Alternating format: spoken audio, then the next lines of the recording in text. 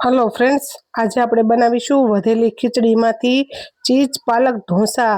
જોઈ શકો છો તમે ખીચડી એક બાઉલ ભરીને લઈ લીધી છે, રવો લઈ લીધો છે એક બાઉલ અને 5 ચમચી આપણે ચણાનો લોટ લઈ લીધો છે અને પાલકની ભાજી લઈ લીધી છે અને ચીઝ લઈ લીધું છે। ચીઝ પાલક ઢોસા બનાવવાના છે ને એના માટે આપણે ખીચડી લઈ લેશું એક બાઉલમાં, મિક્સર જારમાં લઈ લેશું અને જે આપણે રવો લીધો છે ને એ લઈ લેશું અને ચણાનો લોટ લઈ લેશું અને છે ને આમાં થોડુંક પાણી એડ કરીને અને આપણે ક્રશ કરવાનું છે। જોઈની પ્રમાણે પાણી એડ કરી શકો છો તમે અને પછી ક્રશ કરીને ખીરાનું બેટર જે આપણે હોય ને ઢોસાનું એ રીતના પતલું કરી દેવાનું। જોઈ શકો છો તમે, જો આવી રીતના પતલું કરી દેવાનું એટલે ઢોસાનું બેટર સરસ થઈ ગયું છે આપણે બનીને। એમાં મીઠું એડ કરી દઈશું આપણે, મીઠું એડ કરીને અને પછી સરસથી છે ને મિક્સ કરીને આપણે લોઢી મૂકી દીધી છે તપ્પા, ઢોસાની લોઢી આવે ને એ તપ્પા મૂકી દીધી છે। જો સરસથી તપી ગઈ છે અને આપણે એમાં છે ને તો રેડી ને ઢોસો પાથરી દઈશું, સરસથી એડ કરી દઈશું। સાફ કર્યું હતું ને એ લીધું નથી શૂટિંગમાં, એટલે કારણ કે સાફ તો બધે કરતા જ હોય એના માટે। જો આવી રીતના વધેલી ખીચડીના ઢોસા, ચીઝ પાલક ઢોસા સરસથી પાથરી દેવાનું, એકદમ ક્રિસ્પી પડે છૂતું, બહુ સરસ। તમે બનાવી જોજો એક વખત, પછી મને કોમેન્ટમાં કહેજો બહુ મસ્ત બન્યા હતા ઢોસા। મેં બનાવ્યા હતા ને બહુ સરસ બન્યા હતા। પછી તમે ટ્રાય કરીને વધારે ખીચડી બનાવશો કે સવારમાં બનાવી નાખીએ એટલે રાતના બની જાય ઢોસા, સરસથી ઠંડી થઈ જાય ખીચડી એટલે સરસ થાય। આની પણ આપણે છે ને થોડીક પાલક એડ કરી દઈશું, કારણ કે પાલક ચીઝ પાલક ઢોસા છે જો આ થોડું થોડું આપણે થાય ને કે ચડી ગયું છે એટલે પાલક ઉપર પાથરી દેવાની, તમને જોઈએ ને એટલી પાથરવાની, એવું કંઈ નથી કે આપણે આમાં માપ હોય।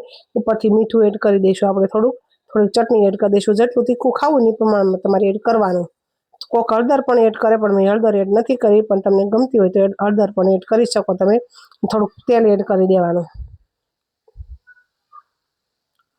આમે તે તેલ તો ઢોસામાં એડ તો કરવું જ પડે એટલે આમાં એડ કરો ને તો વધારે સરસ લાગે। અને ગરમ મસાલો તો ખાસ તમારે એડ કરવાનો, ટેસ્ટ એનથી જ આવશે સરસ તમારો। અને ધાણા જીરું પાવડર એડ કરી દઈશું આપણે અને સરસથી મિક્સ કરી લઈશું આપણે એને।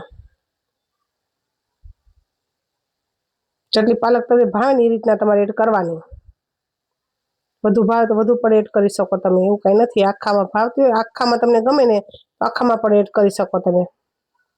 આ છોકરાઓને ઓછી ભાવે નહીં પાલક, એટલે આપણે ચીઝ નાખવી એટલે પાલક ખાઈ શકે એ પ્રમાણમાં એમ। જો ચીઝ ઉપરથી એડ કરી દીધું છે આપણે,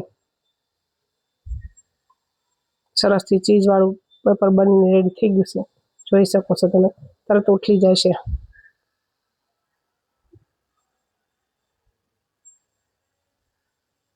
જો ક્રિસ્પી બનીને રેડી થઈ ગયું છે।